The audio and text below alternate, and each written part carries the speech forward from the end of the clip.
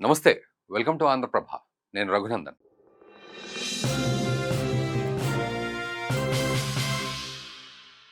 పశ్చిమ బెంగాల్‌లో ఇటు అసెంబ్లీ ఎన్నికల వేడి రాజుకుంది. పార్టీలన్నీ ఇప్పటినుంచే రాజకీయ వ్యూహాలు రచిస్తూనే ఉన్నాయి. ఇటు గెలుపు లక్ష్యంగా అధికార ప్రతిపక్షాలు హోరాహోరీ తలపడేందుకు సిద్ధమయ్యాయి. ఇక బీహార్ గెలుపుతో ఫుల్ జోష్ మీదున్న కమలం పార్టీ ఇక్కడ చరిత్ర సృష్టించేందుకు రెడీ అయింది. లెఫ్ట్ రాజకీయాల నుంచి పీఠాన్ని దక్కించుకున్న దీదికోటలో బీజేపీ మిషన్ సక్సెస్ అవుతుందా లేదా మనం ఇప్పుడు చూద్దాం.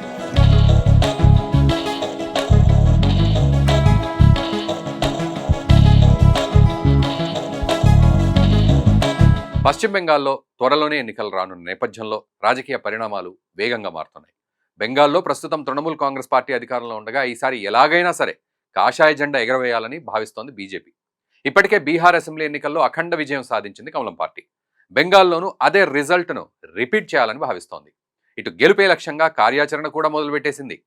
దీది ప్రభుత్వాన్ని ఎలాగైనా సరే గద్దెదించాలని ఇప్పటి నుంచే వ్యూహాలు రచిస్తోంది కూడా. గత 2 పర్యాయాలుగా పశ్చిమ బెంగాల్లో సీఎం పీఠాన్ని అధిరోహించాలని బీజేపీ తహతహలాడిపోతోంది. కానీ అందని ద్రాక్షగానే మిగిలిపోయింది ఇప్పటికీ కూడా.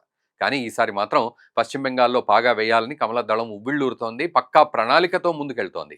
160+ సీట్లు లక్ష్యంగా సమగ్ర వ్యూహాన్ని రూపొందిస్తోంది బీజేపీ. ఈ క్రమంలోనే రంగంలోకి దిగిన బీజేపీ రాష్ట్రాన్ని 5 జోన్లుగా విభజించింది. 6 రాష్ట్రాల నుంచి 12 మంది సీనియర్ నేతలకు ప్రచార బాధ్యతలు అప్పగించింది. ఈ విధంగా ఇన్ఛార్జ్ పదవులను దక్కించుకున్న వారిలో ఏపీకి చెందిన కీలక నేత కూడా ఉన్నారు. ఆయనే AP BJP general secretary Madhukar. అలాగే బెంగాల్పై ఆపరేషన్ ఆకర్ష్కు శ్రీకారం చుట్టిన బీజేపీ ఓటర్లను తమ వైపు తిప్పుకోవాలని కూడా స్కెచ్ వేస్తోంది. అనువంశిక రాజకీయాలను టార్గెట్ చేసుకుంది. అందుకే ఈసారి ఎన్నికల్లో మమతా బెనర్జీ కంటే ఆమె రాజకీయ వారసుడిగా భావిస్తున్న అభిషేక్ బెనర్జీపై ప్రధానంగా ఫోకస్ పెట్టనుంది అని తెలుస్తోంది. అభిషేక్పై విధేయత లేని క్యాడర్ను తమ వైపు ఆకట్టుకుని టీఎంసీకి ఉన్న ప్రధాన ఓటర్ బేస్ను దెబ్బతీయాలని యోచిస్తోంది. అలాగే పార్టీని బలోపేతం చేయడంతో పాటు ఓట్ షేర్ను కూడా పెంచుకునేందుకు రెడీ చేస్తోంది ప్లాన్. ఫైనల్గా తృణమూల్ కంచుకోటను కొల్లగొడతామని జెండా ఎగరవేయాలని భావిస్తోంది బీజేపీ.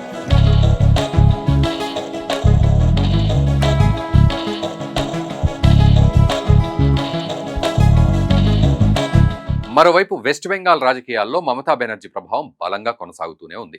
15 ఏళ్లుగా పాలన సాగిస్తున్న దీదీకి ప్రజలతో బలమైన అనుబంధం ఉంది. ఆమె రాజకీయ శైలి కొన్నిసార్లు వివాదాస్పదం అయినప్పటికీ కూడా ఆమె ప్రభావం మాత్రం బెంగాల్ రాజకీయాల్లో చెరగని ముద్ర వేసింది.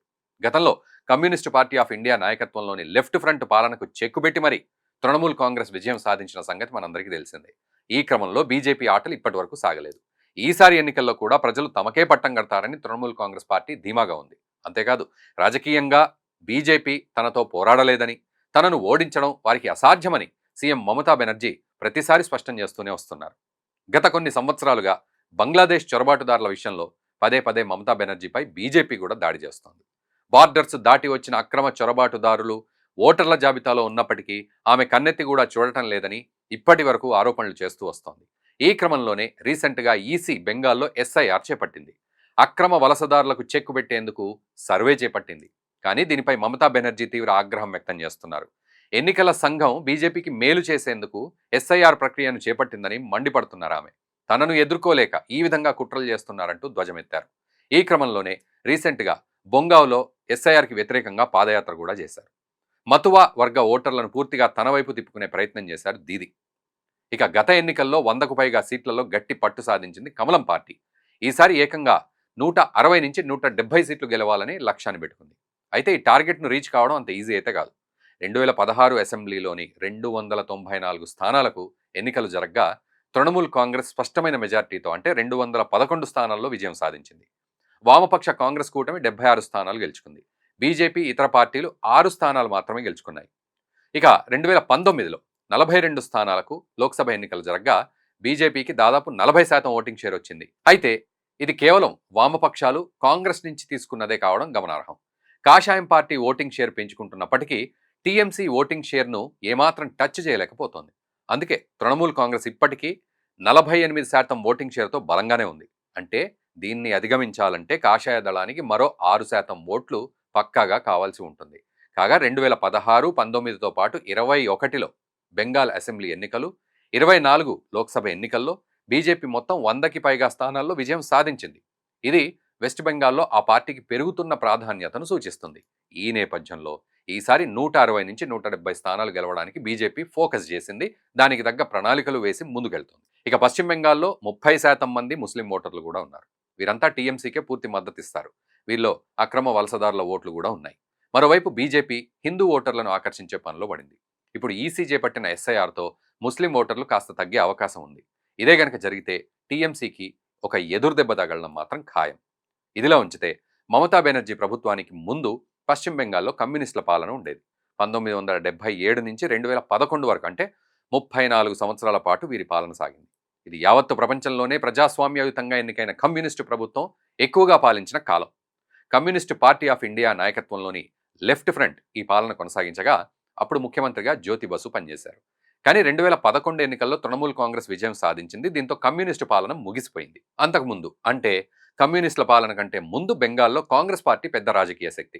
చాలా ఏళ్ల పాటు కాంగ్రెస్ పాలన ఉండింది. ఇదే సమయంలో ఆ రాష్ట్ర రాజకీయాలను కాంగ్రెస్ బాగా ప్రభావితం కూడా చేసింది. అయితే కమ్యూనిస్టు పార్టీ కూడా బలమైన ఉనికిని చాటుకుంది.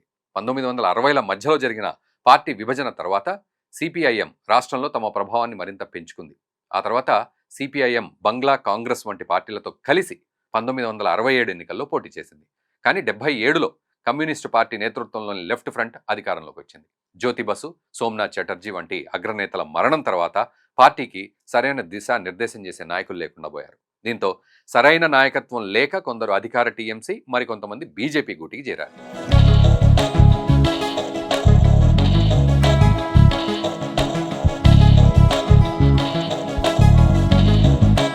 ఇక మొత్తంగా మొన్న ఢిల్లీ, నిన్న బీహారు వరుస విజయాలు సాధించిన బీజేపీ ఇక దీదీ కంచుకోటను ఫోకస్ చేసి ఢీ కొట్టగలదా?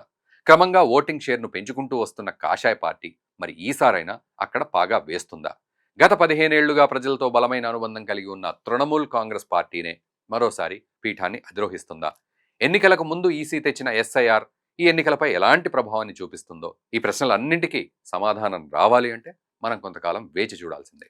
మరి దీనిపై మీరేమనుకుంటున్నారో ఒక్కసారి మీ అభిప్రాయాన్ని కామెంట్ రూపంలో తెలియజేయండి. మరోవైపు మమతా బెనర్జీ ఢిల్లీలో ఉన్న బీజేపీని కూడా నేను కదిలిస్తాను ఈసారి అంటోంది. మరి దాని మీద కూడా మీరు ఖచ్చితంగా కామెంట్ చేయండి. ఈ వీడియోని మీ మిత్రులకు కూడా షేర్ చేయండి. Thank you very much.